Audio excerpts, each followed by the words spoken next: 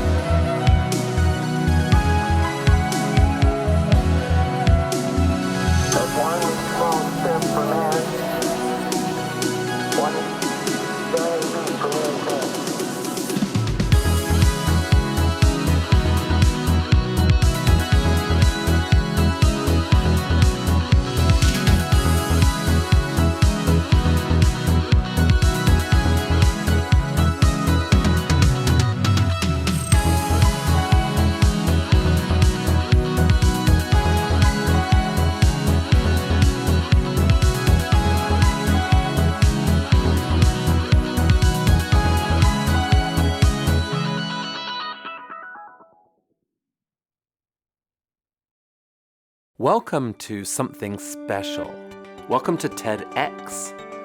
This TEDx event is part of a global conversation that takes place every day in every corner of the world. In schools, in theaters, in workplaces, even in prisons, people gather to hear the best ideas bubbling up in their communities. More than 3,000 TEDx events are held every year in 170 countries. It's a remarkable thing. TEDx events are self-organized under a license from TED, a non-profit organization devoted to discovering and sharing powerful ideas in the form of TED Talks. It's not TED itself, but your local TEDx team of volunteers that has done all the work to put on today's event, including booking all of the speakers. It's this team's ideas, dedication, and time that have made this possible. We really hope today's program sparks an exciting conversation. This is a day for curiosity and for skepticism, for inspiration and for action. The more you enter into it, the more you will take out.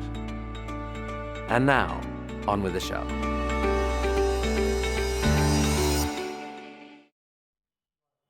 Hello, my name is Srilata and this is Krupa. Welcome to TEDxACE 2020. What an eventful year it has been. As we are cocooned inside our homes and isolated in our own separate bubbles, it has led to many of our mannerisms being altered and daily tasks being hampered. But we still have managed to adapt and move forward to continue on our path of evolution and progress. This has been made possible by the creation of things that were previously thought to be non-existent. Inventions like television or telephone that bridge the gap in our communication as a species, or the internet that revolutionized everything we do. Even today, there are ideas and concepts that are bridging the gaps between today and tomorrow. This year we designed this event to celebrate these bridges that joined ideas we didn't think were related. As we got physically separated, we thought we should celebrate things that joined us together. So without further delay, let's get started. One small step for man, one giant leap for mankind.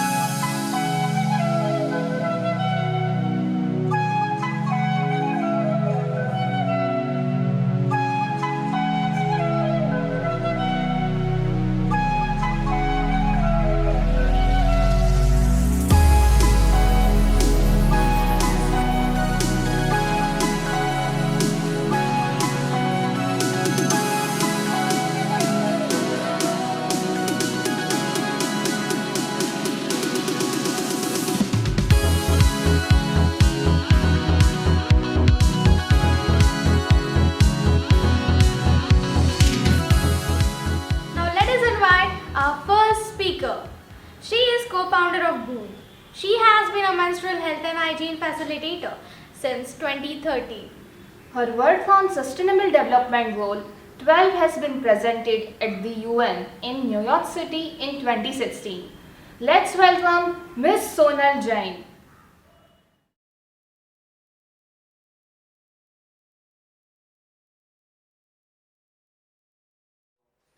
Hi, I'm Sonal from India and my pronouns are she and they. I lead as a co-founder at Boon. We work on all things menstrual health, programming, interventions, advocacy, training and reusable period products. At 14, even though I had very painful periods, I would not miss a day at school. I would rather pop a pill in the morning, a painkiller, show up at school, sit through the first hour and then ask permission from a teacher and then go behind their class and then lay down for the rest of the day. And this was the norm every single month whenever I got my period. More than my teachers and my classmates, it was the janitors who knew how much pain I was in and how frequently I would have to change a pad because they would see me outside the toilet very often. And this was respite because at home there was discrimination. My family practiced untouchability for the first 3 days of the period, wherein a menstruator was allowed to touch only those things that were absolutely required, say their clothes, dishes or temporary bedding, etc. And even after once we had touched it and used it, we had to wash and rinse it before other people could touch it. In such a situation, when I spoke about my pain, it fell on deaf ears because nobody was able to relate to my pain. And at 14, I was wondering, what was it that was different? Was my body different? Was my pain different? Why is it that nobody was able to relate to me? What was stopping them from believing me? And about a decade and a half, now we realize that women's pain across the world is often dismissed. So what was happening? Medically, it's this condition called dysmenorrhea, which causes menstrual cramps and pelvic pain due to a number of reasons. Could be fibroids, could be endometriosis, passing blood clots, so many reasons. And culturally, there is just this dismissal of women's pain. And socially, there's an added burden of having these expectations when someone is already in pain. So here I am undergoing extreme menstrual pain and I also have to meet these expectations of doing my dishes, washing my clothes. And this led me to a realization that everyone's experience is unique and we don't know all experiences that exist. So it's important for us to listen and share, because if we're not going to share our stories, maybe nobody else will know and the onus is on us. So this happened. And then it continued, pain continued. And I think at age 16, this one time it was unbearable and I walked out of the toilet with a blood clot, with a golf ball sized blood clot, and asked if it was normal. It wasn't, and I was ushered to a gynecologist. A few tests were done, an ultrasound was taken, and the diagnosis was that I have PCOS, polycystic ovarian syndrome. Now, it is told that it is caused by hormonal imbalance, but it could be caused by so many other things, and research is still going on. I was put on birth control pill at the age of 16 and asked to lose weight. I was also told that it will be difficult to lose weight because I have PCOS. And the only way to treat PCOS, at least the most commonly known way, is to lose weight. So here's a cycle, the chicken and the egg.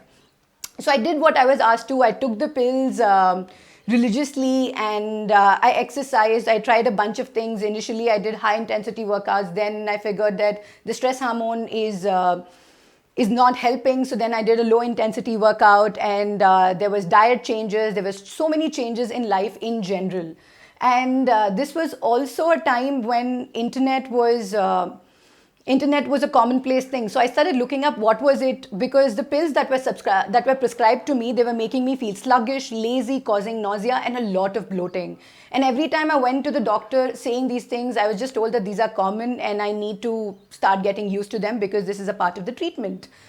And on the internet, I was reading different things. I was reading words like insulin resistance, inflammation caused by gluten, and excessive androgen, and also pill-induced PCOS. And now here I am surprised that the treatment that is prescribed to me for, like pills that are prescribed for treatment of PCOS, are the same pills that are exacerbating or causing PCOS. So how was all this happening? It was very confusing. Medically, there is no particular reason this happens. We know it's hormone therapy, but we're not able to pinpoint that this is the reason PCOS happens and we can fix it. And that's where we're at. And there's ongoing research and there's some existing research.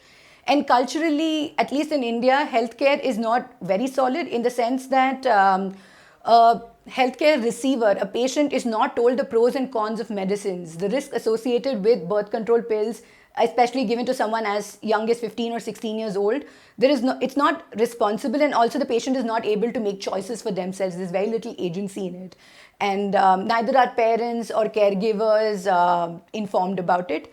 And socially, it's almost impossible to have a conversation about PCOS in public or with friends or in a circle of close family, because PCOS is closely related with infertility. And if I, as a person with uterus, and as for most women, if I cannot perform as a tool to patriarchy in advancing a man's bloodline, I would be deemed inefficient in some circles. So that's tough to talk about PCOS socially. And we're also talking about this like a decade ago, right?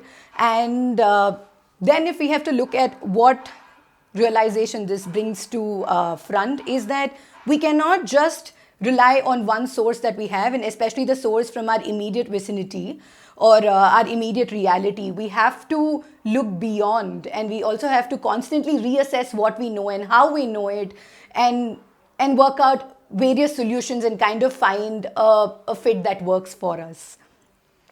So this happened at 16, and then a few years continued. I went to university. I was 19, and the pills continued to make me sluggish, lazy. There was bloating, but there are also new symptoms that came up.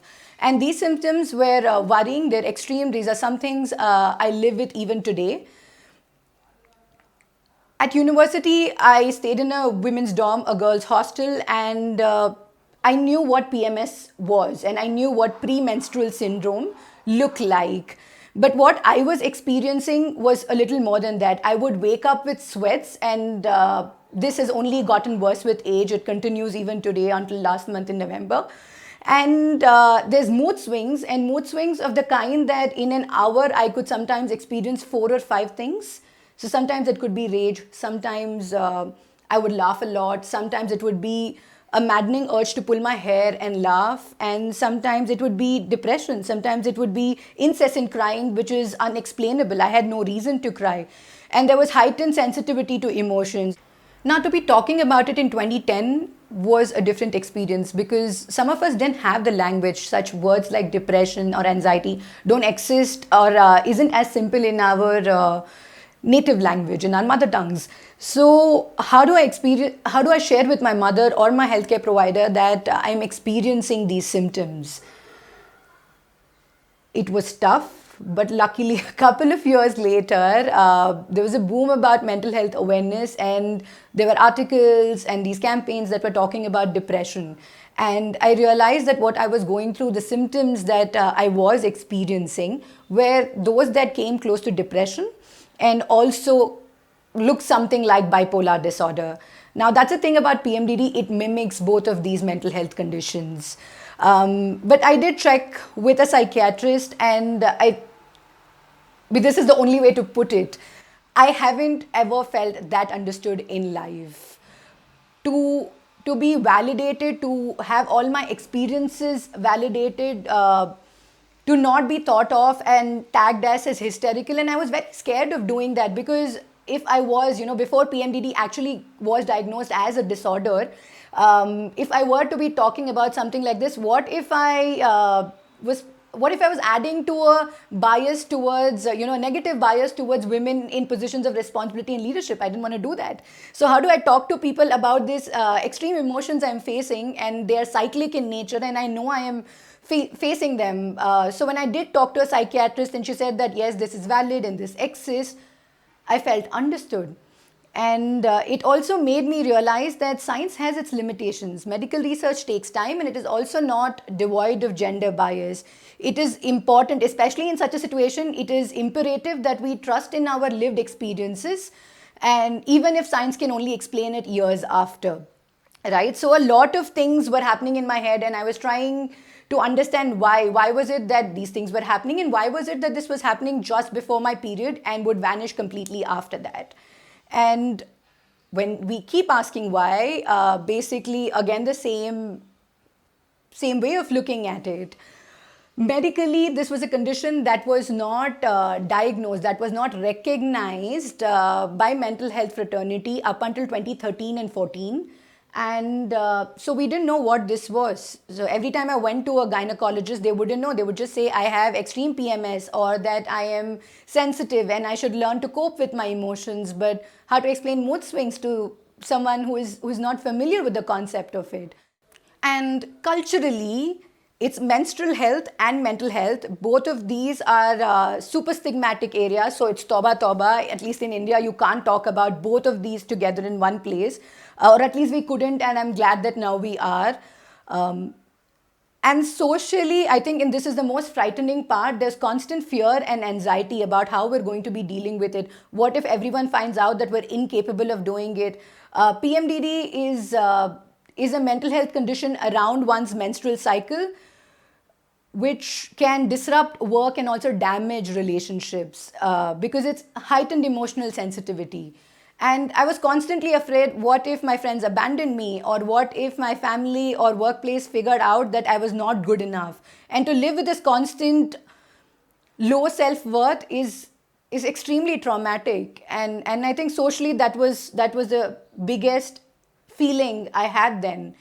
And the realization that all of this brought to me was that my experiences are valid, even if there is lack of established research. And I have the right to seek treatment, even if there's an undiagnosed condition. Given that these happened to me since early teenage to now, which is close to 30s, I can't but help review menstruation and also life at large. I've learned three things. First is that there are multiple realities formed by unique experiences of our own and those around us, and it is only by listening, sharing, and not dismissing what we don't understand yet can we truly make it inclusive. And the second is to constantly reassess and recheck what we know, be it existing research, ongoing research, solutions from far and wide. How can we contextualize it, adapt it? In my case, it's usually a combination of many things, but it is important to keep questioning and reassessing what already is known and existing. And the third thing is to honor one's lived experience over lack of expertise. Imagine going to tens of doctors and telling them about PMS driving you suicidal, and meeting with gaslighting because there is lack of established research. And applying this lens to reassess all things we know around menstruation, policies, products, behavior is important. You may think, oh, everything she's talking about sounds so vague. So let's take an example. Growing up, what did we discuss when we spoke about period? Mostly sanitary napkins. Sanitary napkins that we use today are 90% plastic, are not good for the body because they have harmful chemicals in them and cause rashes, and take about 600 to 800 years on an average to start decomposing. So when there are so many negative effects, why don't we consider reusable products like menstrual cups and cloth pads, at least for those of us who are able-bodied and can consider them? Again, the same two things, because one, there is lack of reassessing options, lack of reassessing the conventional narrative, and lack of reassessing what we're told, that this is the only product that exists and this is what's going to work out for us. And there's also a lack of believing that there are multiple possibilities, right? Not multiple realities perhaps this time, but multiple possibilities and alternatives available which could also work for us.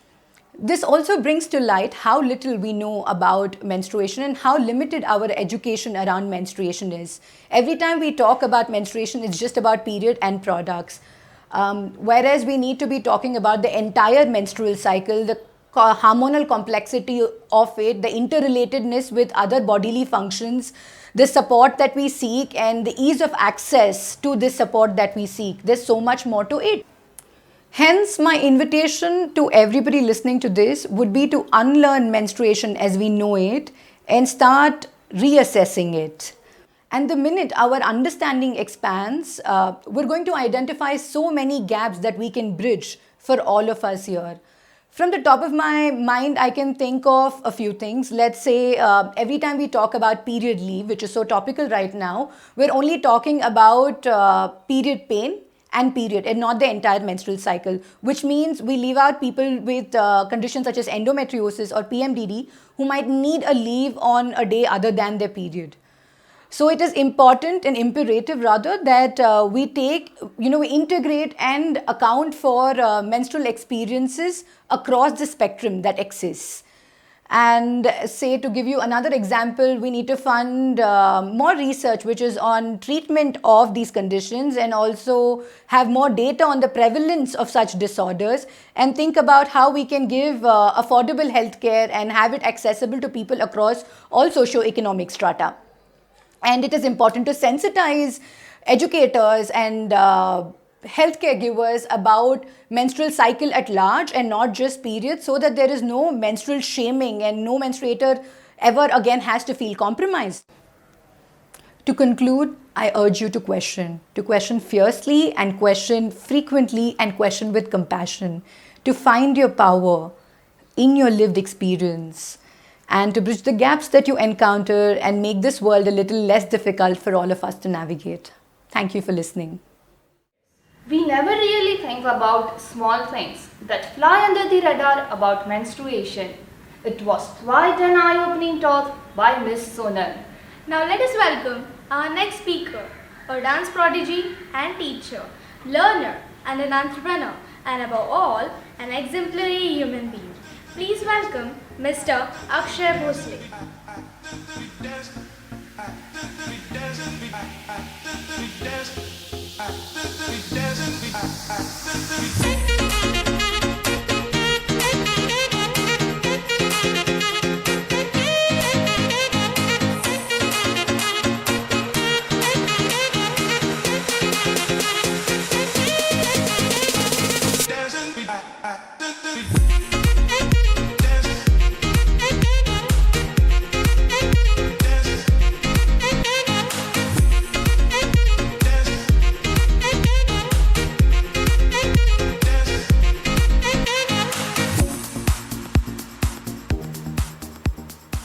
Many of you have already guessed what I was doing for the last 20 seconds. But did anybody notice that I did forget my choreography? I was nervous, I was tensed, but I still kept going. Ladies and gentlemen, this is what life is all about. You start your performance, you're good at some part, sometimes you're nervous, sometimes you're tensed, sometimes you even fail, but you still keep going. Since our childhood days, the society has programmed our minds to fear failure. We don't try new things thinking, what if we fail? I feel the real failure is not taking any risk. Taking a risk and choosing an unconventional career path, ladies and gentlemen, here I am to share how dance saved my life. Since the ancient times, dance has been an expression of joy and excitement. The real purpose why dancing was evolved was to celebrate. Even a person who has never danced before can dance spontaneously just to celebrate. Isn't that right? I was 6 years old when my dad pushed me on the stage for my first dance performance. Initially, I was nervous, I was shy, but within few minutes, I could see my body started grooving, my feet were tapping. I could see the lovely people sitting in the audience getting up from their chairs and cheering us for our performance. I could never forget that joy and excitement that I had because of the encouragement. Everything was working perfectly fine till the age of 16. Until 2004, I was in my 10th grade, I met with a serious accident. This incident changed my life upside down. I participated in the Dahi Handi festival. In this festival, what you see is a group of people making a human pyramid, and the person on the top breaks the handi or the pot. I was on the top. I was about to break the handi. I lost my balance and I fell from around 20 feet right onto the cement blocks lying on the ground. This led to a hip fracture. I went through 3 major surgeries from 2004 to 2008, out of which in 2008 I had to undergo a total hip replacement surgery. Knowing the fact that a body part is going to get replaced for the rest of your life with an artificial material gave me nightmares. I was bedridden for 6 months. It took me another 6 months to get back to normal. Post my recovery, I had to face multiple challenges. My doctor said I won't be able to dance anymore. My parents didn't encourage me into dancing considering my health issues, and then there was competition around. Slowly, people started abandoning me. I could see the world around me was going smaller and smaller. I was getting depressed. I had the suicidal thoughts coming up in my mind frequently. I was overthinking to such an extent that this led me to loneliness, anxiety, and trust issues. Even the medications prescribed by the doctor did not help me to sleep at night. For the rest of the world, I was doing perfectly fine. I completed my formal education with a master's degree in computer science, but deep inside, I knew I was struggling. All these things made very difficult for me. All I could know was to take enough care of myself, and gathering all the willpower that I had, I just started. Initially, I was totally left out because I had no source of encouragement, support, or guidance. Accepting the fact that I'm all on my own made me focused and determined even in my worst times. It was tough, but I kept going because I had an amazing source of inspiration in my life. I call her as the Wonder Woman, a superhero who didn't wear a cape. Yes, this superhero is my grandmother. My grandmother was paralyzed for 32 years and she was totally bedridden. All her life, she never complained. She was so strongly willed that she always kept smiling. Keeping her as a role model, I just started working on things. Her love and support kept me going. But in the day I was doing perfectly fine, but to change inside out, I knew I had to change my thought process. And that is where dancing helped me. Dancing helped me to be present in that moment and just celebrate. Dancing helped me to be self-aware of my emotions. Dancing helped me to build my strength. Dancing helped me to rebuild my social skills. It helped me with the self-awareness and helped me to define my purpose in life. It helped me transition my state of depression to happiness. I started my dance journey with just 2 students. Slowly people started enrolling, and in the past 11 years, I had an opportunity to train around 2,000 plus students worldwide. Initially, you might also have fewer students. It is okay. Focus more on quality than quantity. Your passion should be your driving force. Every day I have to play a role of a teacher, an entrepreneur, and a learner. Out of these 3, the most important part is to be a learner. Learning is a continuous process. While choreographing, you can come up with endless possibilities and use every space around you. It gives you the authority to control and connect yourself with the universe inside you. But learning here is not restricted to only specific dance styles or dance movements. Just like operating any business, you should be able to learn how to present your ideas. You should be able to learn how you can handle yourself in the worst and adverse situations. You should be able to learn how to build different marketing strategies so that you can stand out from the rest, and much more. Believe me, you don't need to possess exceptional dancing skills to start with your dancing career. Even in this COVID times, when a lot of businesses have been hit, this situation turned out to be a boon in disguise for me. How? Well, here it is.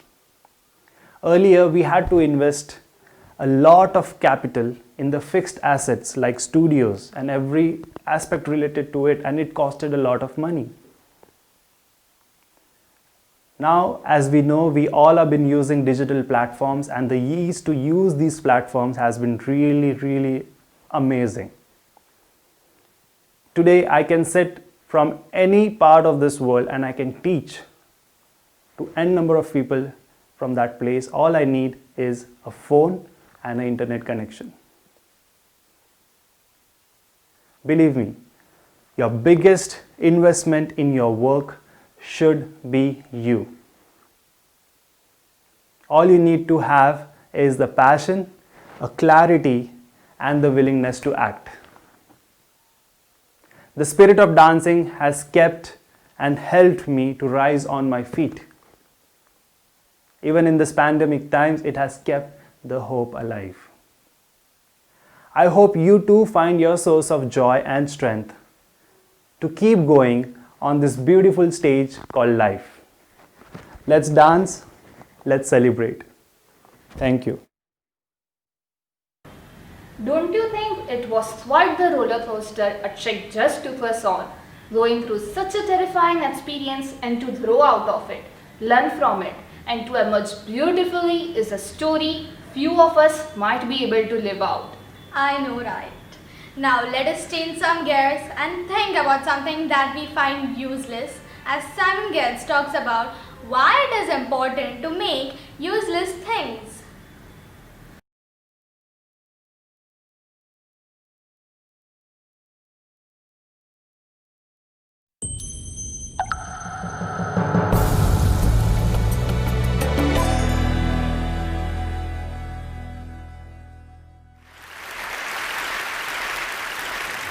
Oh, hello. My name is Simone. You know how people tell you if you get nervous when on stage, picture people in the audience naked, like it's this thing that's supposed to make you feel better. But I was thinking, picturing all of you naked in 2018 feels kind of weird and wrong.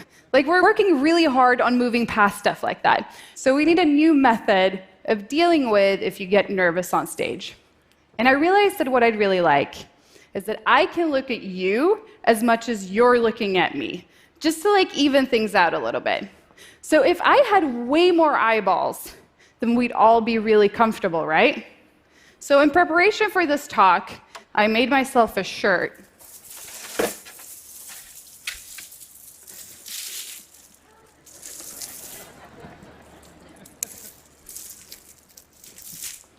It's googly eyes.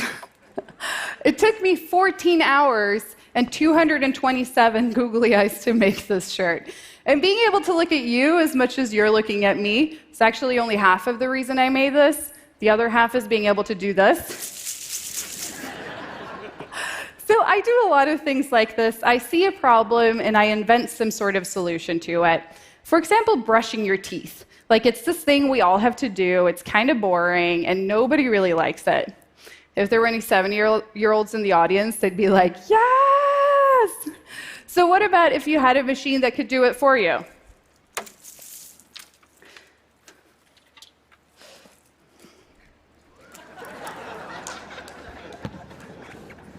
I call it the toothbrush helmet.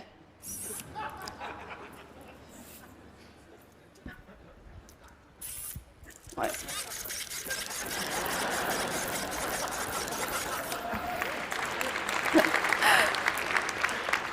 So my toothbrush helmet is recommended by 0 out of 10 dentists, and it definitely did not revolutionize the world of dentistry, but it did completely change my life.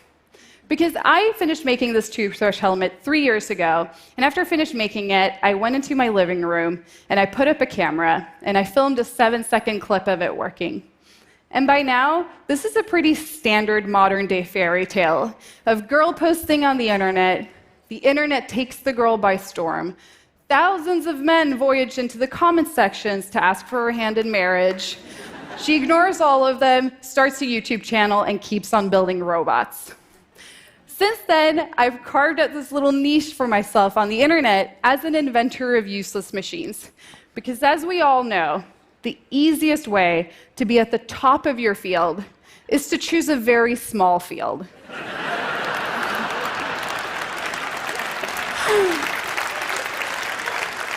So I run a YouTube channel about my machines, and I've done things like cutting hair with drones,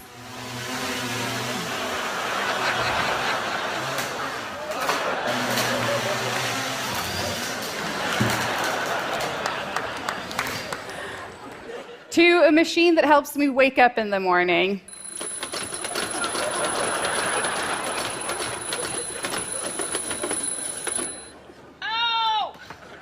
to this machine that helps me chop vegetables. I'm not an engineer. I did not study engineering in school, but I was a super ambitious student growing up. In middle school and high school, I had straight A's, and I graduated at the top of my year. On the flip side of that, I struggled with very severe performance anxiety. Here's an email I sent to my brother around that time. You won't understand how difficult it is for me to tell you, to confess this. I'm so freaking embarrassed. I don't want people to think that I'm stupid. Now I'm starting to cry too. Damn. And no, I did not accidentally burn our parents' house down. The thing I'm writing about in the email, and the thing I'm so upset about, is that I got a B on a math test. So something obviously happened between here and here.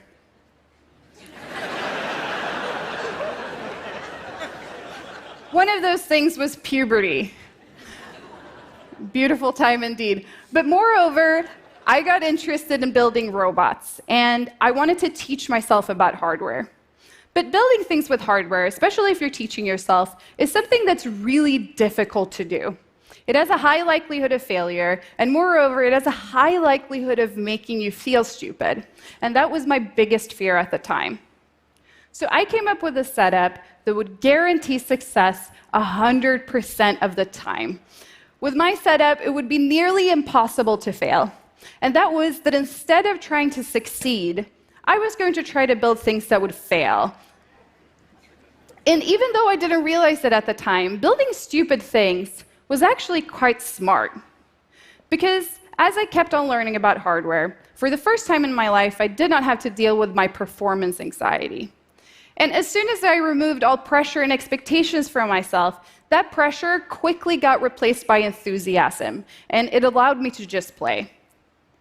So as an inventor, I'm interested in things that people struggle with. It can be small things, or big things, or medium-sized things. And something like giving a TED Talk presents this whole new set of problems that I can solve.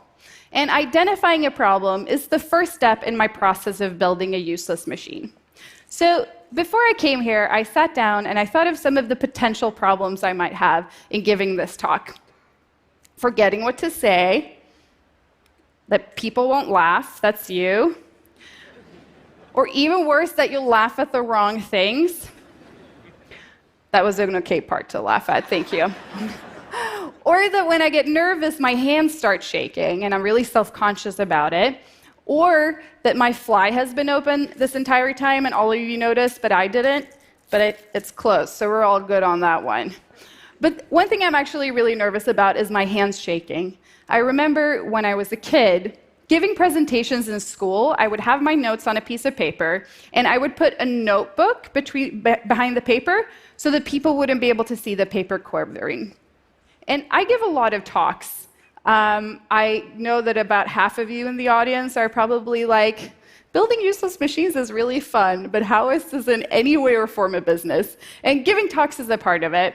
And the arrangers always put out a glass of water for you on stage so you have something to drink if you get thirsty. And I always so badly want to drink that water, but I don't dare to pick the glass up because then people might be able to see that my hands are shaking. So what about a machine that hands you a glass of water? Sold to the nervous girl in the googly eye shirt. Actually, I need to take this off because I have a thing.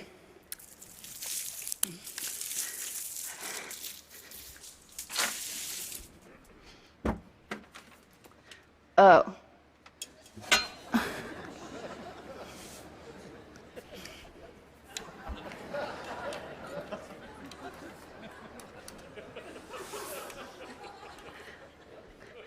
I still don't know what to call this, but I think some sort of like head orbit device, because it rotates this platform around you, and you can put anything on it. You can have like a camera, you can get photos of your entire head. Like it's a very versatile machine. Okay, and you can put some snacks on it, for example, if you want to. Have some popcorn here. You just put a little bit like that. And you want to, there's some sacrifices for science, just some popcorn falling on the floor. Let's do the long way around. And then you have a little hand. You need to adjust the height of it, and you just do it by shrugging. As a little hand.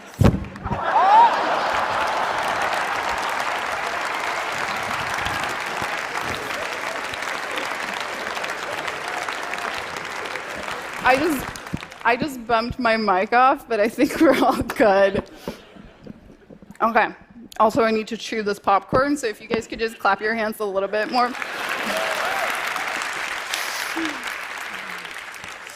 Okay, so it's like your own little personal solar system, because I'm a millennial, so I want everything to evolve around me.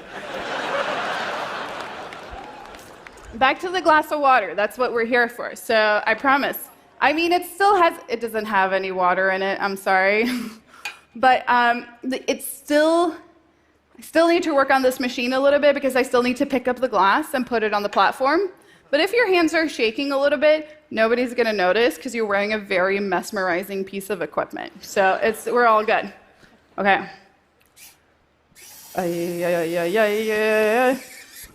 Oh no, get stuck. Isn't it comforting that even robots sometimes get stage fright? It just gets stuck a little bit. It's very human of them. Oh wait, let's go back a little bit, and then, what? Isn't it a beautiful time to be alive?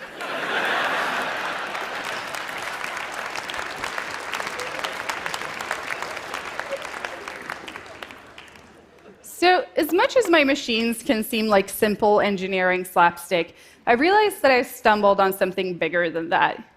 It's this expression of joy and humility that often gets lost in engineering. And for me, it was a way to learn about hardware without having my performance anxiety get in the way.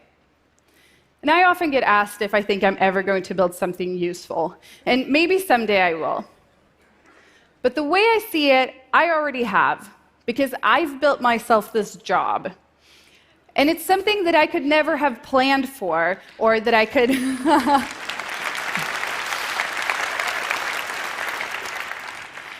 It's something that I could never have planned for. Instead, it happened just because I was enthusiastic about what I was doing, and I was sharing that enthusiasm with other people. To me, there's a true beauty of making useless things, because it's this acknowledgement that you don't always know what the best answer is. And it turns off that voice in your head that tells you that you know exactly how the world works. And maybe a toothbrush helmet isn't the answer, but at least you're asking the question. Thank you.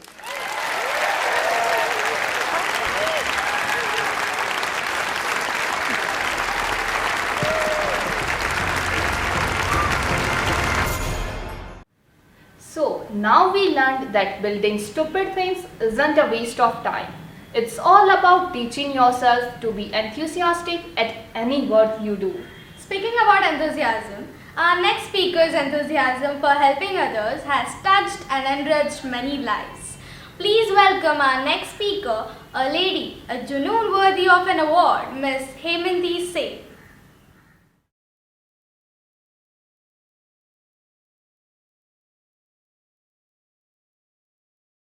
Good evening, everyone. My name is Himanti Sen, and I'm the founder of Junoon Foundation, an NGO that works towards uplifting the lives of the homeless children living in Mumbai.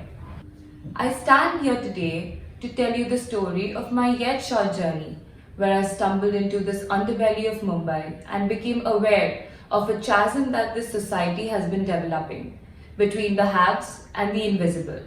At this moment alone, there are more than 50,000 homeless children on the streets of Mumbai. Those who belong to the forgotten margins, those whom we walk past but do not see, since they remind us of our collective failure at providing them with a safe, nurturing environment to grow and live in. And that is precisely the work that we do, giving these forgotten children the tools to lead a better life and give them a chance to help them build their identities. I would like to start by telling you a little about my family. I come from a middle class family and have had a very comfortable life. My mother is a teacher and my father is a consultant. My brother is in his final year of college. I myself have completed my graduation in psychology and sociology and have been teaching children for the last 7 years. Partly as an elocution and drama trainer in different schools and partly conducting after school classes for primary grades. In all these years, I learned a lot about children and their development. I remember when a student of mine in the first grade just wouldn't speak. She was very quiet and always kept to herself, because of which she didn't even have many friends. Her teachers had the same concern, that she was so quiet it was getting very difficult to even communicate with her. My job then was of an elocution trainer, and I had to encourage these children in public speaking. So while I wanted to respect her space, I also wanted to encourage her to come out and speak. So I started by telling her to whisper her lines in my ear. Over time, I saw how she started getting confident. She was over the next few months, she was confident enough to stand at her desk and say her lines before her class. And by the end of the year, she was confident enough to stand before her entire class and say her lines. Her teachers were impressed and she was also making friends. To know that I could do something so simple that could impact her life so much made me want to do this even more. One more thing that I realized was that children expect their choices to be respected just like us, and it is our responsibility to give that respect to them, or to explain to them why their choice is not in the best interest of them at that moment. The phrase "bachcha hai" is used to explain immaturity, and I don't think it should be used that way, because I have seen children understand complex emotions, situations and relationships, and they often say things that will actually keep one thinking. So when I met these children that I currently teach, I never realized what the problem was, because I saw them as completely regular children with the same potential and maybe a lot more maturity. But not long after, I saw that not everyone treated them like that. They treated them with suspicion, and some of the children had admitted to being petty thieves. They don't see us as good people at all. So I started it out of fun, one said. The other said that he had rebelled and was angry with the constant ostracization. So the same children who greet me with a hug every morning, miss me when I'm away for even more than a day, and protect me when one odd drunken brawl breaks out on the skywalk. They experience constant rudeness and ostracization from the general public, and that has left them with little choice today. Used and abused by their own lot, these children perpetuate to grow in a system where most ills are acceptable. It was a dismay to learn that most of my girl students had been molested and raped even before they reached puberty. Most of the children are given various kinds of substances from the time they were babies. And since they can't harbor any grand dreams for the future, they have accepted this as their fate. And in this kind of overall scenario, school education is neither desired nor valued. So I knew I had to work harder. I started understanding where they were coming from and what they were lacking. Each day I saw what a little patience and attention could do to their morale and self-confidence, and watched with rapt joy their will to change and grow stronger every day. I think of them as my own, and I see them as my own, constantly trying to find best ways to help them. The literacy rate in India has had a sluggish growth over the last decade, even with the government constantly promoting different schemes for education. It was somehow not reaching the illiterate masses. The awareness about the importance of education and the government scheme is not too much amongst the people who need it the most. I knew I had to make them aware of their own potentials and the opportunities that lie ahead of them. And the best way to do this was by education. Like Benjamin Franklin says, justice will not be served until those who are unaffected are as outraged as the ones who are. I made up my mind to start Junoon in 2018 as a one-man show and set up shop to teach those homeless children in the hope of enrolling them into schools. All I needed were some notebooks, pencils, crayons, and a very open mind. With a handful of underprivileged children, they had no permanent homes and some didn't have parents. When I tried to speak to them, they seemed both excited and confused. So I started meeting them every day until we gradually built a rapport. During the time, I learned a lot about them and their peculiar challenges. So all these people belong to the Pardi and Wagri tribes from the border areas of Maharashtra, Madhya Pradesh and Gujarat. Originally hunters and cattle breeders, these tribes were branded as criminal by the British Empire in 1871, along with 273 other tribes. After nearly a century, they were denotified as criminal and branded as a nomadic tribe. But this has not changed the public perception of these tribes, and they continue to be stigmatized and live as outcasts. These groups have found spots all over Mumbai to live in the shanties that lack even the basic amenities of hygiene and sanitation. Let's not talk about nutrition, healthcare and education.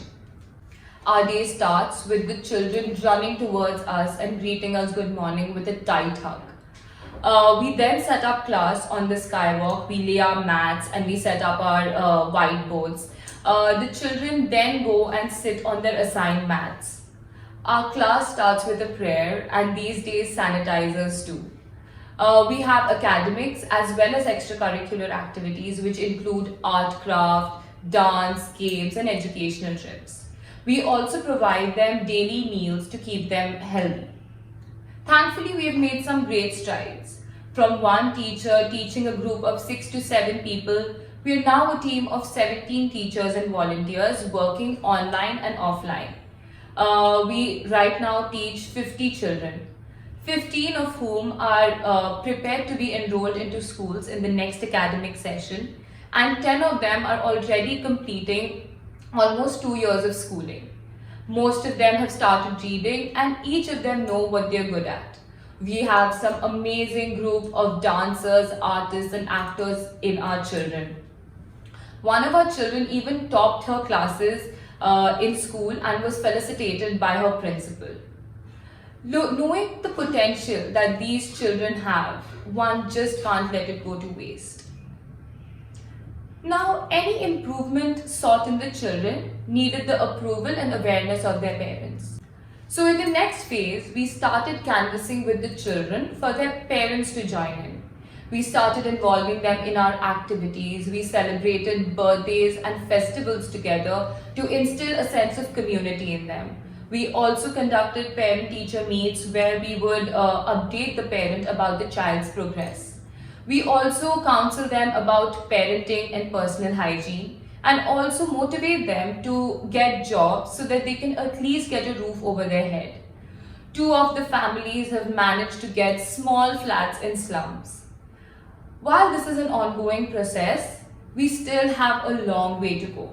Now, much as I wanted to help these children, I saw how these children helped me grow into a more self-aware individual.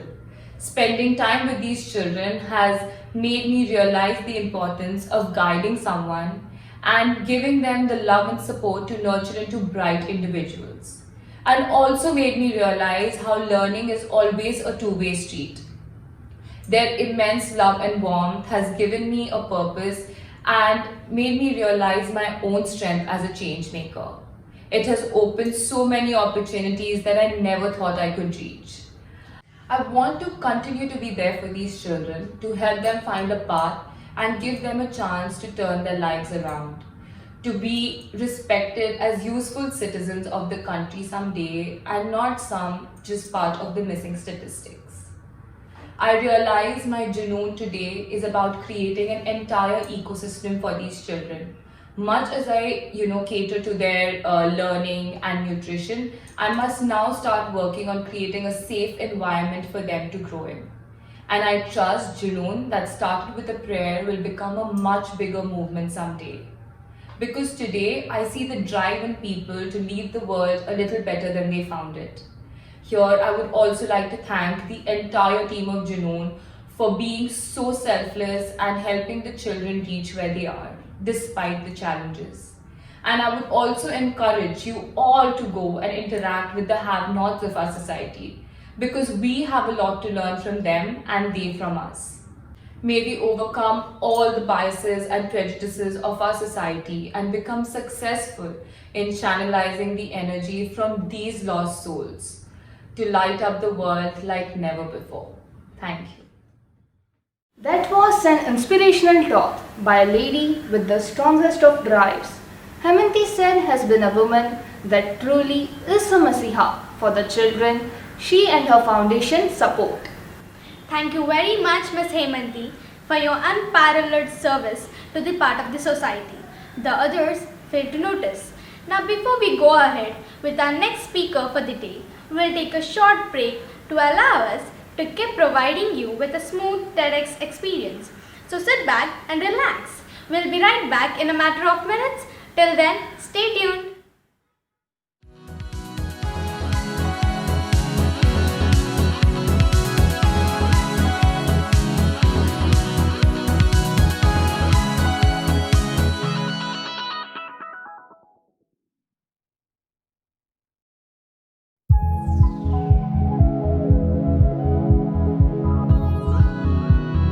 That's one small step for man, one giant leap for mankind.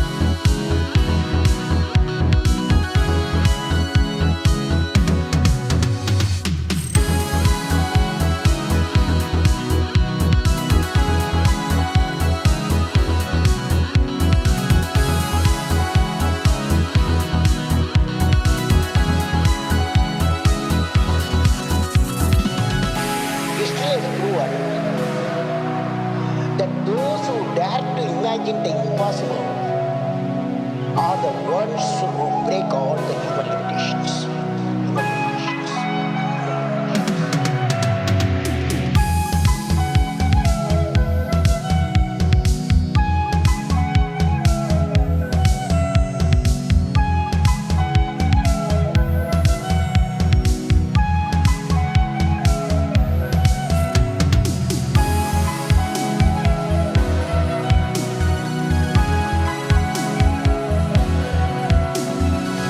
One small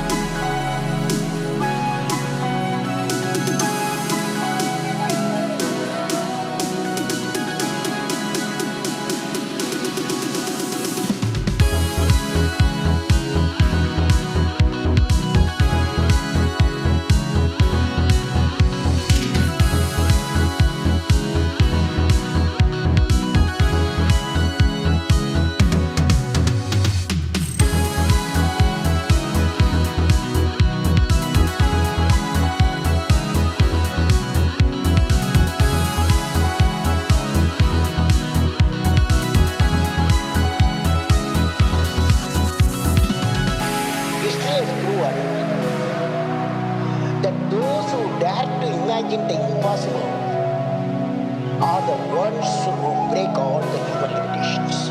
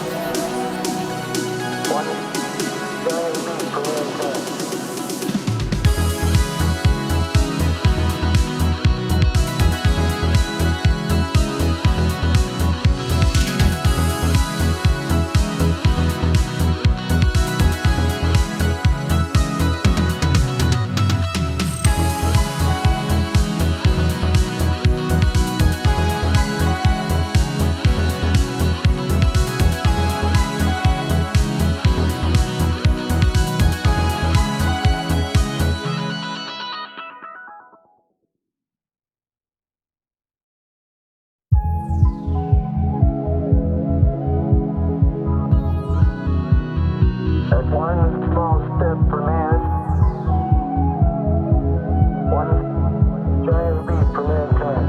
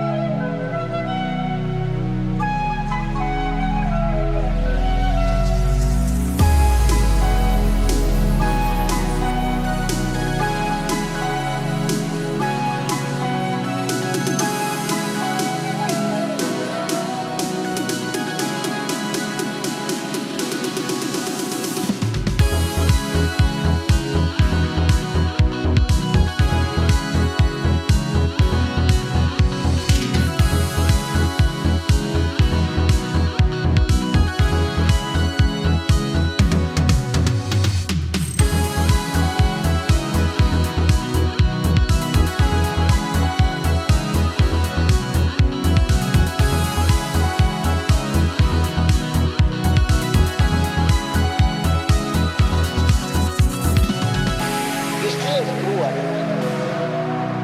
that those who dare to imagine the impossible are the ones who break all the human limitations.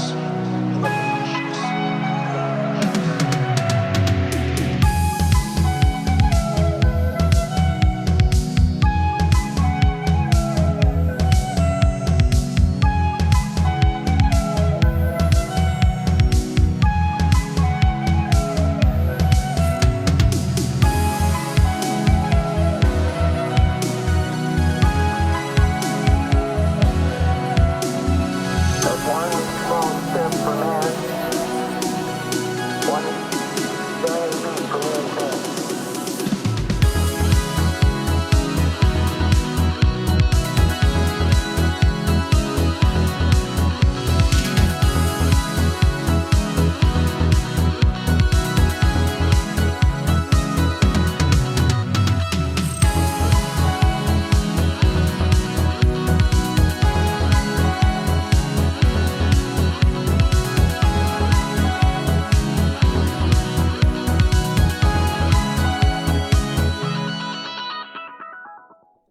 Hey everyone, my name is Hipskit and I am an electronic musician.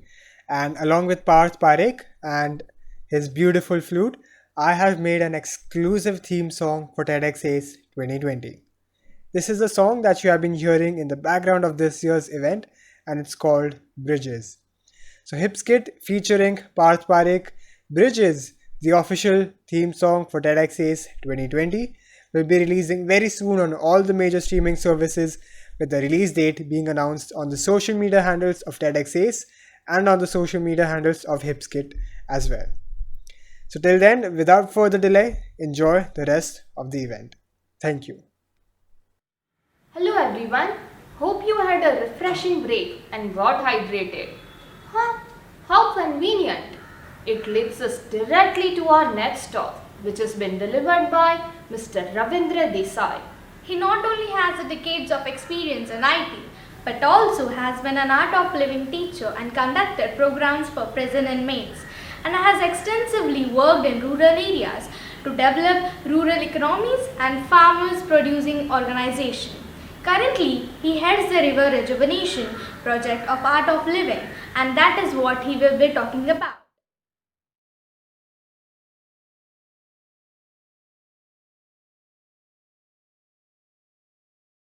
Hello everyone, I am Ravindra Desai, Head Operations Art of Living River Projects. I have done my post-graduation in computer applications. I've been in US for 8 years in my 2 decades of IT industry. Been into financial services area.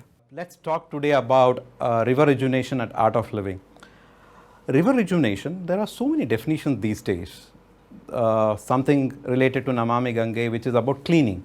What do we do differently in river rejuvenation, right? So the definition goes, as per as our scientists or subject matter experts do say, it is rejuvenation of entire riverine ecosystem. What is riverine ecosystem? See, river is not just one stream flowing, it is a network of streams flowing, right? From the catchment till the valley, we see the water flowing. So from the catchment area, which we call the first order, basically it forms the first stream flowing from there.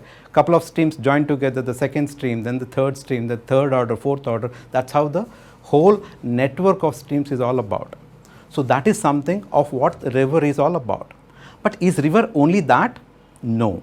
The ecosystem of the river is also about the water bodies, the forest cover, everything. So once we have to revive a river, it does not mean reviving a particular stream. It means reviving the entire riverine ecosystem, water bodies, forest cover, and the way we treat the waters, water treatment at the settlements, basically places, towns, villages, handling the grey water, sanitation, everything is part of the river rejuvenation. So that's exactly what Art of Living has taken up as river rejuvenation. So how did we start this? This is very interesting, right? I mean, we were working in many rural areas and water was a constant problem. We don't understand why the water problem, right? So let's get into some little history of why we went into and what happened there. We were working in a particular village called Lakshmipura. It was one of the villages in Karnataka in Chikmagalur district. This particular area do fall under rain shadow area. Basically, rainfall will be little less compared to the other areas. So this rain shadow area had just 400 mm of rainfall. And every year we did see the decline, the groundwater decline was almost by 3 to 2 meters. And some places even as drastic as 5 meters. Trying to understand what is obviously. So the demand is rising, so water is going down. That's the normal logic. But we did try to see why is water not percolating in. The obvious answer would be rainfall is not much. Is rainfall reducing? We did see some studies on the rainfall in that area for 5 years, so 10 years, 30 years and 50 years. We did take an average and average was same. That was very surprising for us.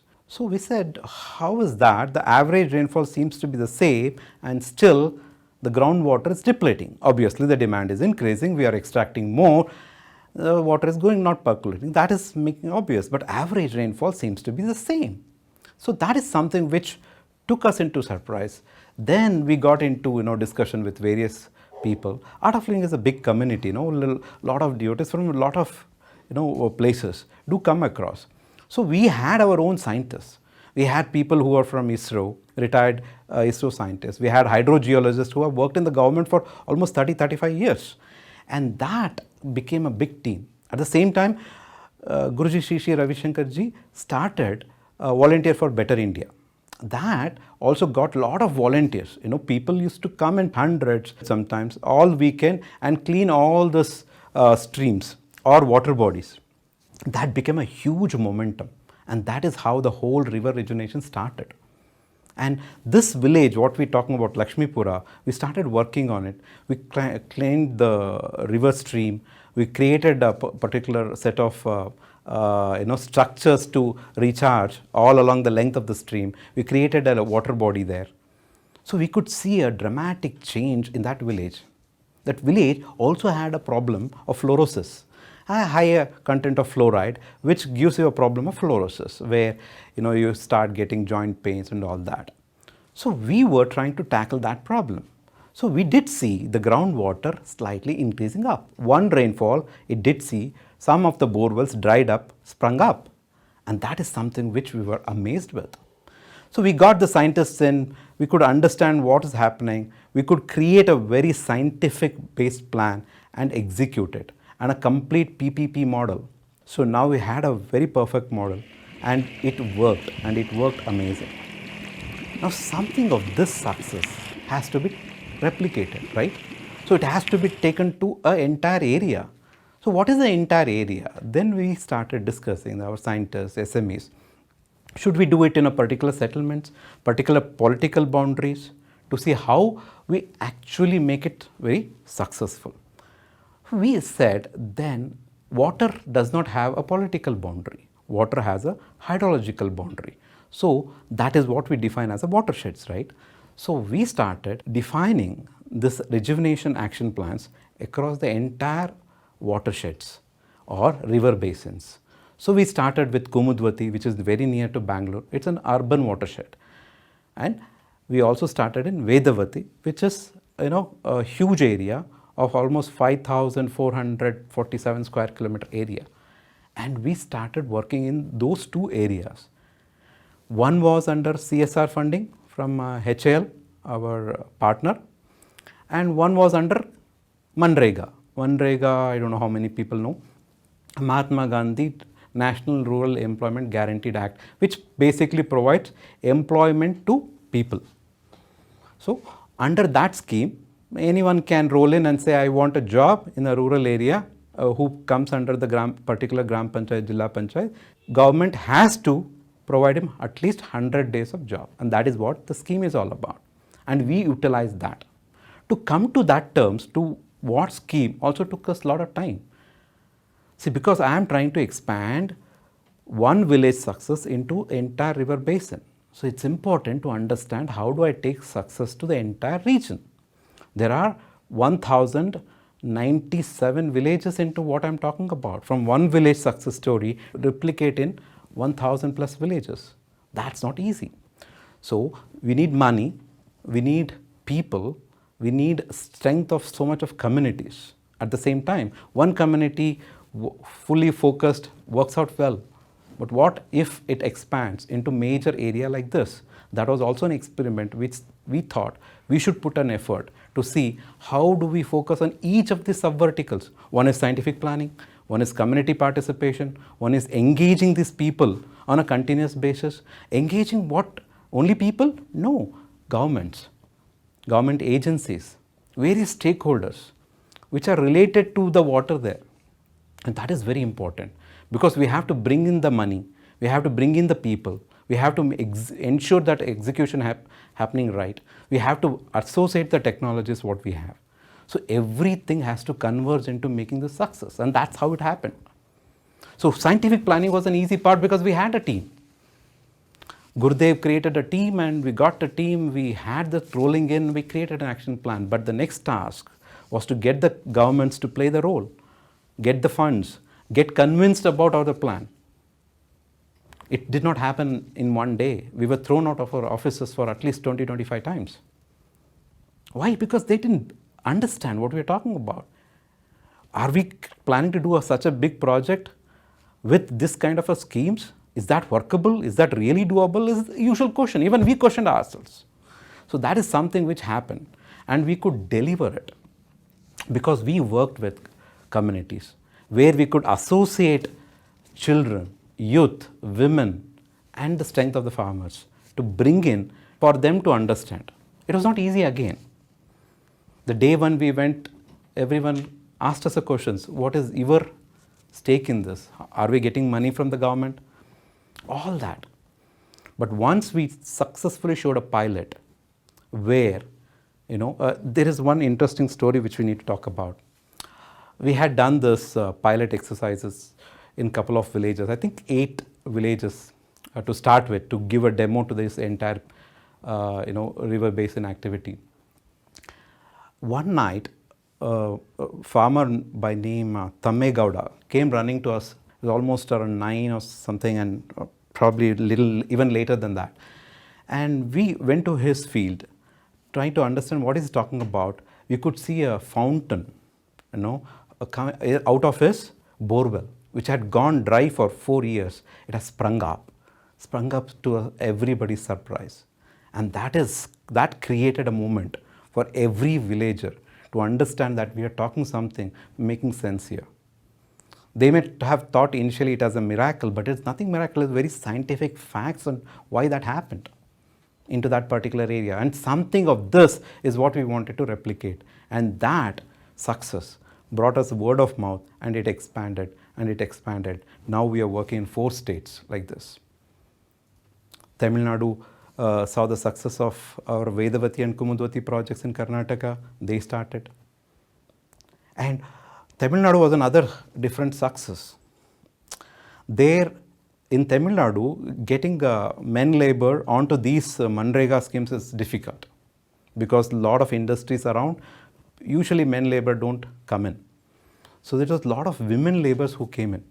And that also took some time to make them understand. In fact, we got government officials from Tamil Nadu and even the people on the ground to come to the places where we had done in Karnataka and show them the success. And that is what also helped.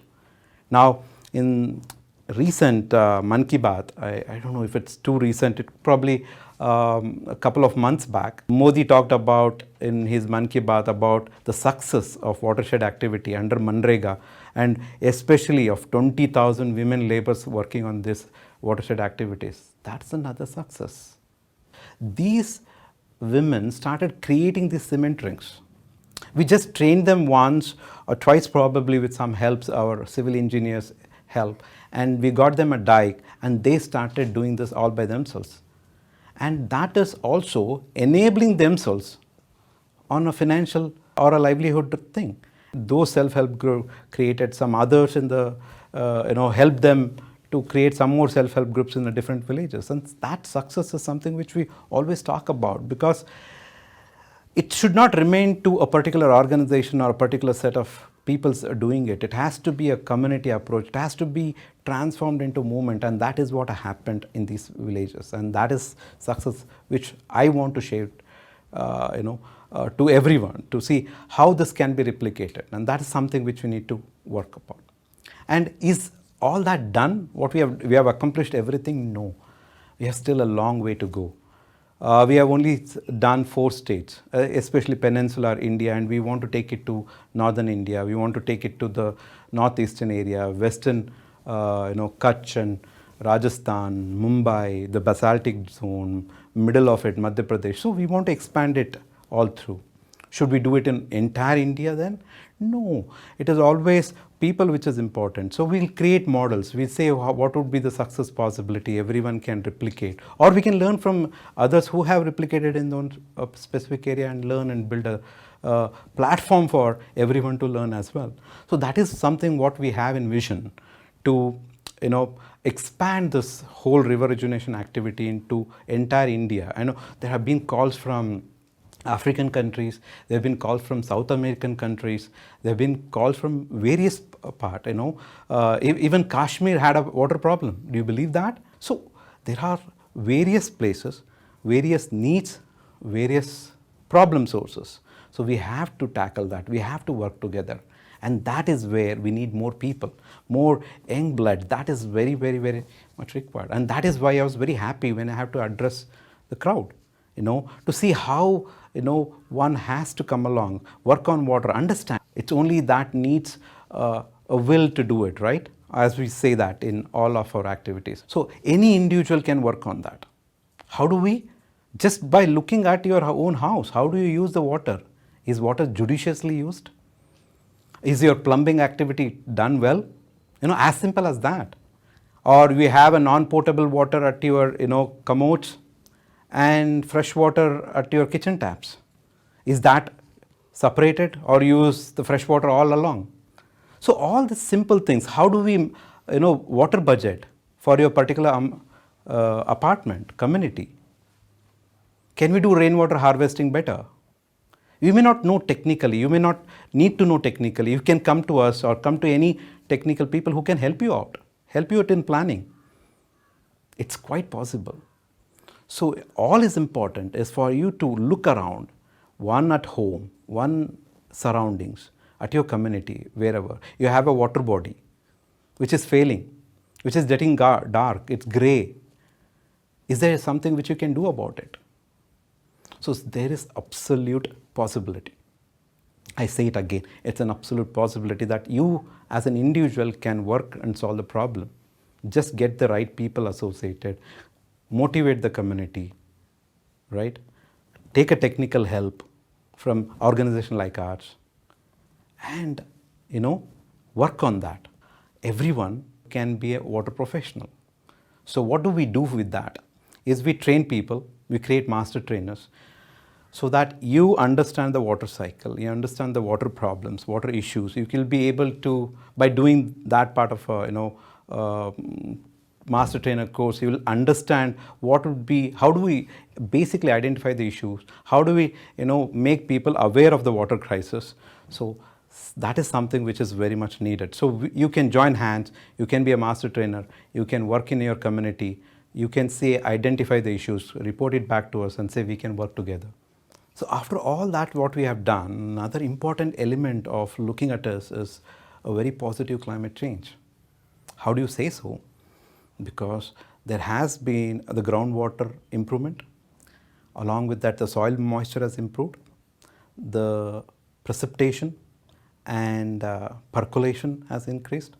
So the hydrological cycle is coming to some sense of normalcy. I'm not saying that we have achieved all through, but there's still a long way to go. But there is a positive climate action which has been taken. And can you be part of it? Yes, everyone here can be part of it. I welcome all of you. Please join. Thank you. Such an insightful talk about copying nature to threat our exploitations of it. Indeed, a lot to learn from and also apply to our daily lives. Talking about impacts of our actions, let us now take a closer look at the consequences technology has had on us, especially the unintended ones. Here is TED Talk of Chuck Nice discussing the same through an amusing point of view.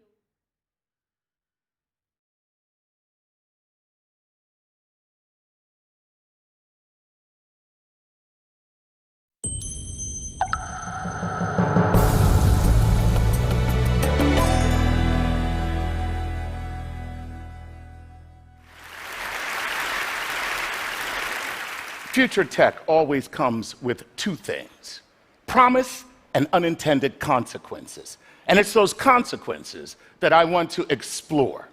And before we get to how future tech may affect us, I'd like to spend a little time exploring the unintended consequences of some of our recent tech, namely social media. Social media, a few short years ago, was the tech of future you. Now it just is you. Social media was supposed to bring us together in ways we could never imagine, and the predictors were correct. These three girls are talking to one another without the awkward discomfort of eye contact. I call that advancement.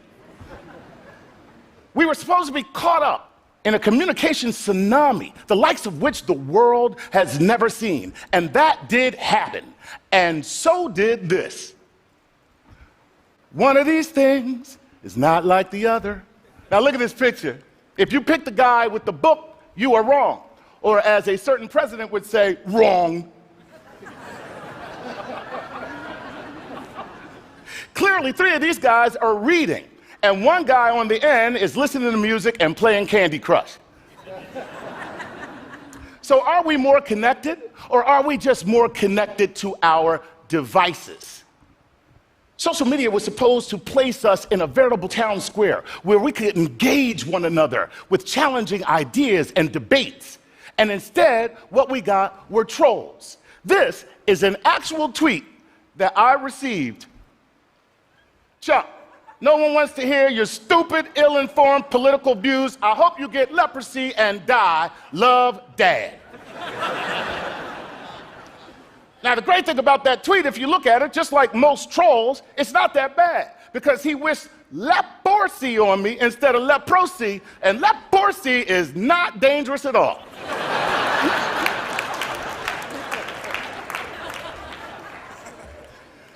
Along with trolls, we got a brand new way of torturing teenagers: cyberbullying. A concept that my 75-year-old mother just can't seem to wrap her head around. So did they hit him? No, Mom, they didn't hit him. Did they take his money? No, Mom, they didn't take his money. They put his face in the toilet? No, Mom, they didn't. Well, what did they do? They attacked him on the internet. Attacked him on the internet? Well, why don't you just turn off the internet? Your whole generation is a bunch of wussies. She's got a point. She's got a point. And I don't even want to talk about what social media has done to dating. I was on Grindr until I found out it wasn't a sandwich app. And I can't even tell you about Tinder, except for the fact that if you think that there is a limit to the amount of anonymous sex we can have on this planet, you are sadly mistaken. So where do we go from here? Well, let's just jump right in and play the hits. Driverless cars, something that has already been around for many, many years just without the assistance of computers.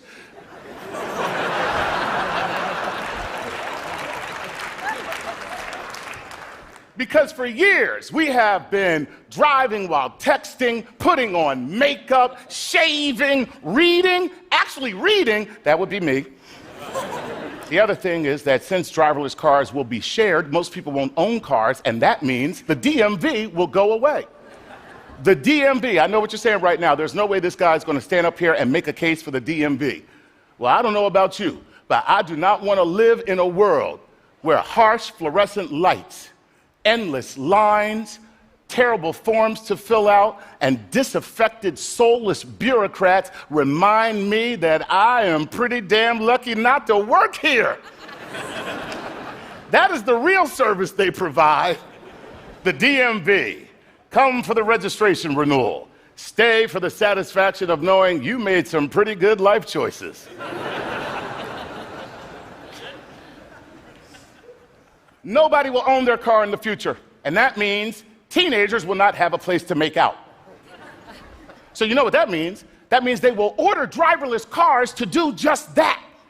I do not want to step into a vehicle and ask the question, why does this car smell like awkwardness, failure, and shame? If I want to ask that question, I'll walk into my own bedroom.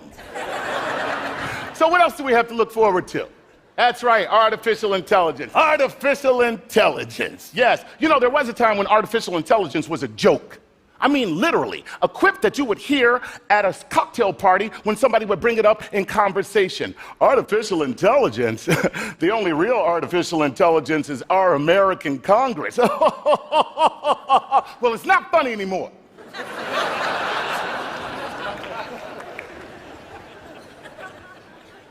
Stephen Hawking, Elon Musk, and Bill Gates have all gone on record expressing grave reservations about artificial intelligence. That's like Jesus, Moses, and Muhammad coming together and saying, guys, here's something we can all believe in. You might want to go with that, is all I'm saying.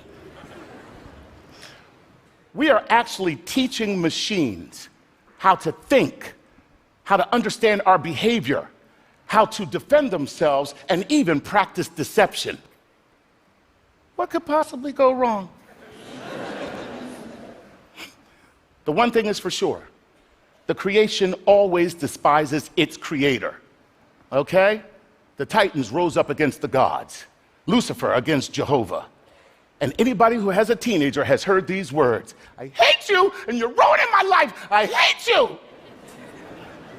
Now just imagine that sentiment with a machine that can outthink you and is heavily armed. The result? Absolutely.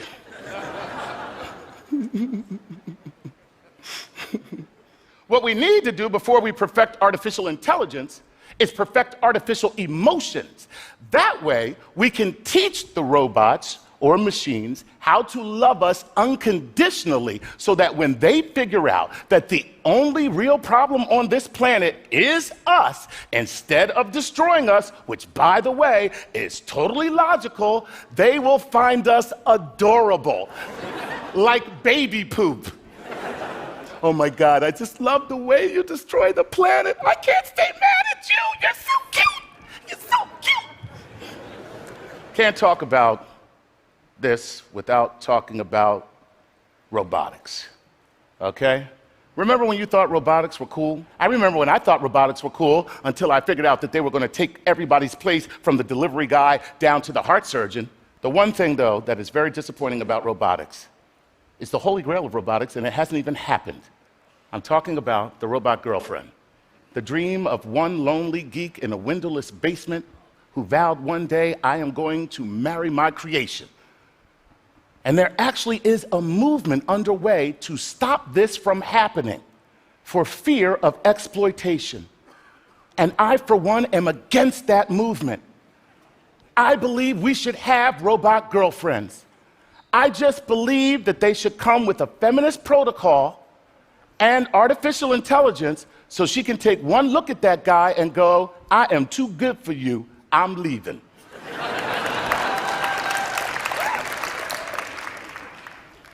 And finally, I have to talk about bioengineering, an area of science that promises to end disease before it even begins, to help us live longer, fuller, healthier lives. And when you couple that with implantable hardware, you are looking at the next incarnation of human evolution. And all of that sounds great until you figure out where it's really going. One place: designer babies, where no matter where you are on the globe or what your ethnicity, babies will end up looking like that.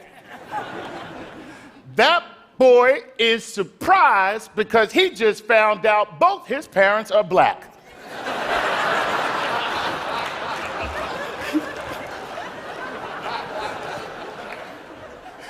Can you imagine him at a cocktail party in 20 years? Yeah, both my parents are black. I mean, it's a little awkward at times, but you should see my credit rating. Impressive, very impressive.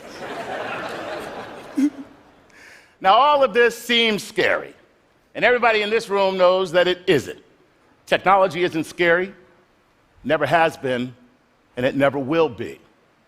What's scary is us and what we will do with technology. Will we allow it to expose our humanity, showing our true selves and reinforcing the fact that we are indeed our brother's keeper? Or will we allow it to reveal our deepest, darkest demons?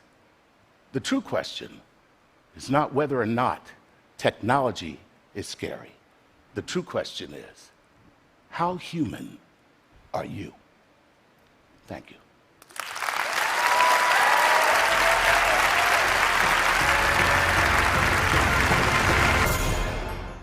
This amazing talk from Chuck Nice makes us wonder, what makes us human? What does it mean to be human? According to some inventors, we will transcend all of the limitation of our biology, and maybe that is what it means to be human, to extend who we are. Now let's meet one such inventor, our next speaker, Mr. Mitch Altman. He is a co-founder of Noisebridge Hyperspace in San Francisco and president and CEO of Cornfield Electronics. He promotes open source hardware and has been giving talks and leading workshops around the world, encouraging people sharing how to make cool things with electronics.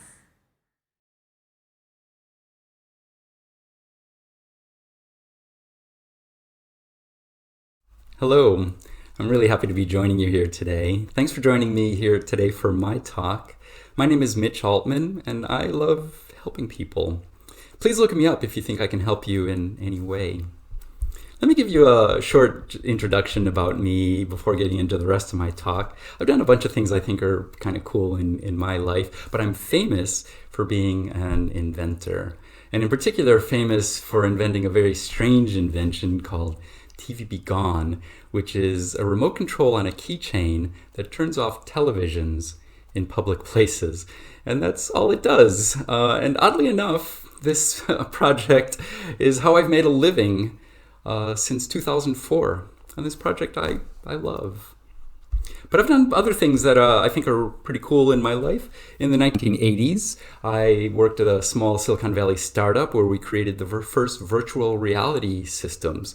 And I was an early pioneer of virtual reality with them. We even coined the term virtual reality there. In the 1990s, I started my own Silicon Valley startup, which was successful. And I've been free to devote most of my time traveling the world, giving talks and workshops for free.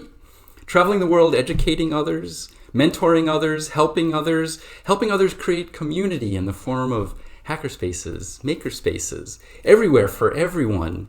These are really cool communities, and I've been to hundreds of them.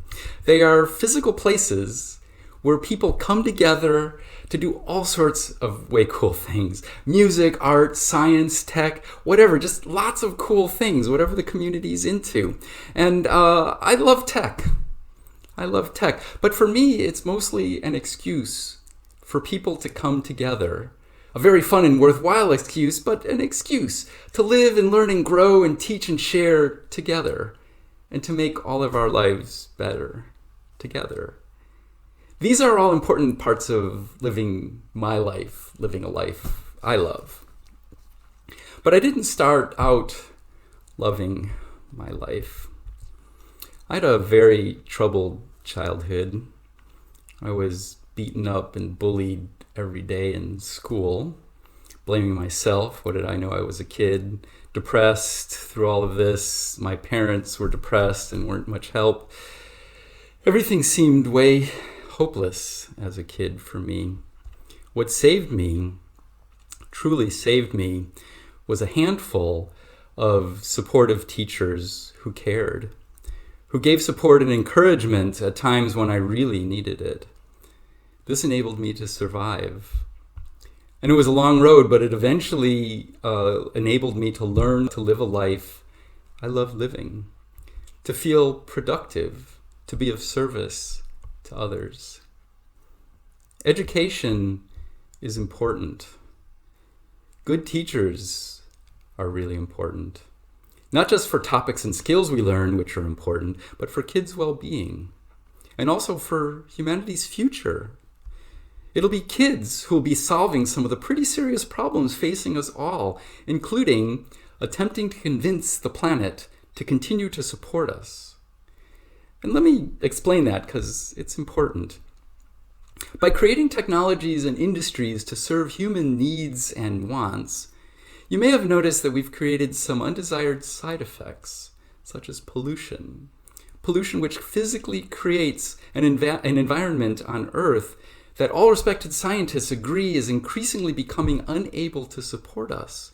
Our atmosphere is becoming increasingly unable to support us and support other mammals and many other life forms. But if we can change our behaviors, there's still a good chance, that the planet may be able to continue to support us. That's way worth trying, yes? But education, that's what I want to talk about. One good teacher changes almost everything in a kid's entire life. Kids who feel they've had just one good teacher in school have higher self-worth, feel more productive, earn more income, are more ethical, have less chance of committing crimes, have less chance of going to jail, have more positive impact on others. If a kid has more than one good teacher, it's even better. Education and teaching changes lives and changes the world. As important as the supportive teachers were in my life, I used to think it was really sad that out of 20 years of school and university, I only had a handful of really good supportive teachers. But the sad truth is that 40% of people on our planet feel that they had none. Not even one good teacher in all the years they went to school. Technology also has a huge impact on all of our lives. Both good impact, such as creating time-saving devices, creating devices for making music, art, entertainment, fun, solving problems, connecting people so we can share knowledge and experience. But also some bad impact, such as screens in all of our lives, consuming perhaps too much of our time and energy, resulting in addictive behaviors, for instance with social media and games, causing feelings of isolation and alienation, and also causing outrage and polarization of society, as we've seen on social media in recent times. Since most tech is created by corporations primarily for political, military, and financial gain without regard for other consequences, this causes huge problems for all of us. Pollution, as I've already stated, global warming, wars, nuclear threat, powerfully manipulative media, such as social media. And this isn't fair to kids, but this is why we adults are relying on the children of today to try to, among other things, convince the planet to continue to support mammals, of which we're one. Let's use tech to make our lives better, not worse. How do we do that? Well, that's not necessarily easy, especially given that tech gets ever more powerful over time, since it's based on all the powerful tech before it, resulting in using the new powerful tech, causing more unintended consequences, and we create and use new, even more powerful tech to try to solve problems created by the tech before it, which was created by tech to solve the problems before the tech before it. How do we break this vicious cycle? Well, again, that's not easy necessarily, but surely the key is education. But education today, you may have noticed, is mostly kids sitting in rows and columns, reacting to bells every 52 minutes, absorbing information from an authority figure in the front and parroting back that information on tests. Tests in schools are supposed to be evaluating learning. Unfortunately, the schools have become places that focus on the tests and not the learning. They become places that mostly train kids on how to take tests. The goal of going to school has become doing better on tests than other kids. It's about competition against one another and not learning. Real education is about each kid learning what they need to learn to live the lives they want to live. Each learning how to create better lives for themselves and for those around them. This is what real education is about. And it's fun and enjoyable and effective. Tech, as a powerful force in our lives, must be part of real education. Let's put tech in this context to make good use of it, to make great use of it. When teaching tech, we can show that it is a big part of the whole of our lives, that it is not separate from our lives. When teaching tech, we can teach its power. We can explore our responsibility we each have, both for the tech we use in our lives and the tech we create. While teaching tech, we can be providing real education to kids. While teaching tech, we can also be teaching everyone how to explore making one's life way worthwhile, how to explore making one's life way meaningful, how to explore making one's life enjoyable. While teaching tech, we can also be teaching everyone how enjoyable and powerful it is to live a lifetime of learning tech and learning everything, teaching how fun and worthwhile and better it is to cooperate with each other, to solve our problems together.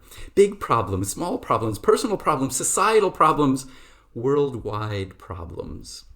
We can do so much on our own, and we can do so much more together. We evolved as a species to work and play together, to support each other, to survive in a sometimes hostile environment.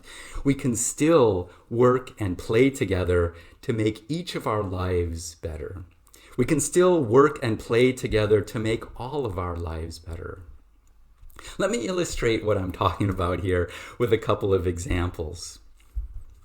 A few weeks ago, I was invited to help organize and facilitate for UNICEF, the United Nations Children's Fund, Kids Hack the Crisis Hackathon. It was really cool. Groups of kids who didn't even know each other from all over the world on Zoom worked and played together to brainstorm problems facing kids in the pandemic. Each group chose a problem to actually solve, brainstorm about the solution, and then present their solution. One group chose education. Their solution, which was high-tech, was to make use of old and unused smartphones to create very inexpensive virtual reality machines to distribute to schools, which would distribute to kids at home for learning at home during the pandemic. With their program, kids could learn, for example, art and engineering from Leonardo da Vinci, or math and physics from Albert Einstein. The group I facilitated chose to focus on domestic violence. These are 10 to 13-year-old kids. They weren't shying away from difficult problems here. They chose domestic violence. Their solution, which was low-tech, was to make use of hotels, which are underutilized in the pandemic, as shelters for kids affected by domestic violence. Every group of kids came up with their own creative solutions to very difficult problems facing kids in the pandemic. This hackathon was very useful and very productive, and for those participating, very enjoyable. So enjoyable that at the end of the hackathon, after an entire weekend, hours each day, all the kids stayed online past the end time, not wanting it to end. They wanted to stay with this energy that they created. And this was just one weekend of kids coming together. Imagine if this is what school was like. The workshops I've devoted my time giving make it fun for people of all ages to learn electronics, even for people who've never even thought about electronics, because learning is fun. The first time I met her at one of my workshops, a young teenage girl made a simple blinky light kit. She soldered it together and it blinked a light. And she really loved it. She totally loved it. This is the first time she ever did anything like this, and she totally loved it. I met her again a year later at another workshop, and she spent the entire weekend making every kit that I had available. She was way into it, and of course I encouraged her, and she was way into it. I met her again several years later, and she was out of college, and she was making a living designing electronics in Silicon Valley. This is how one supportive teacher can make a difference.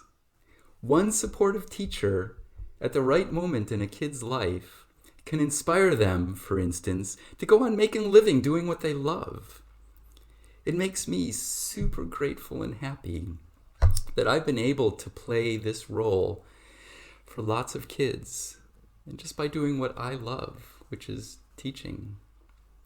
And whether or not people play with electronics ever again after taking a workshop, it's not really important.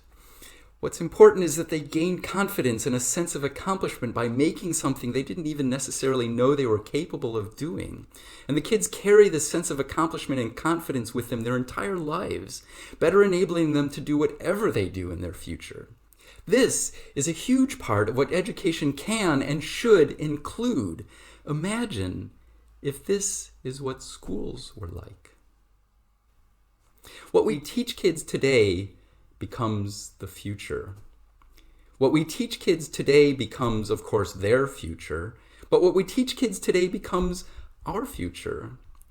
Let's create a better world for everyone by providing real education to kids. Let's create a better world for everyone by teaching kids what they need to learn to live the lives they want to live. Let's create a better world for everyone by teaching kids to continually explore and find ways of making their lives better and the lives of those around them better. If we can do this, and I know we can, we create a better world for us here now and far into the future. Thank you for your time. Wow! Living with a sense of accomplishment is something that can definitely be very foundational and important over the course of their life. And how much propose to do that can also help with instilling a sense of curiosity and scientific mindset in them. Folks, that was all from our side. Thanks for being such a wonderful audience. Now please welcome our licensee for TEDxACE, Mr. Gaurang Naik, for the closing address and vote of thanks. Hello everyone. I hope that was worthwhile. You learned something new and enjoyed the event. I would like to thank all of you for putting your trust in us and giving us your time and attending the event. It would not have been possible without you. Also, I would like to thank all of our speakers. They have put in immense work and time and thought into this event, and they have made this event what it is. They have been very accommodating of us, and I would like to thank them for it. Secondly, if this was a traditional TEDx event, I would have a brilliant group of people standing beside me and we would be delivering this address together. So I would like to thank all of my team for putting their blood, sweat and tears into this event. This would not have been possible without them. Also, I would like to thank our college, Atharva College of Engineering, all of our faculties and management for letting us do this and always supporting us. 2020 has been a tumultuous year and all of us have adapted with it. I hope that as the curtains fall on this event and soon will on 2020, 2021 will be a new chapter and all of us will move ahead and progress. And I hope to see you all in 2021. Till then, cheers, take care and see you soon. Bye.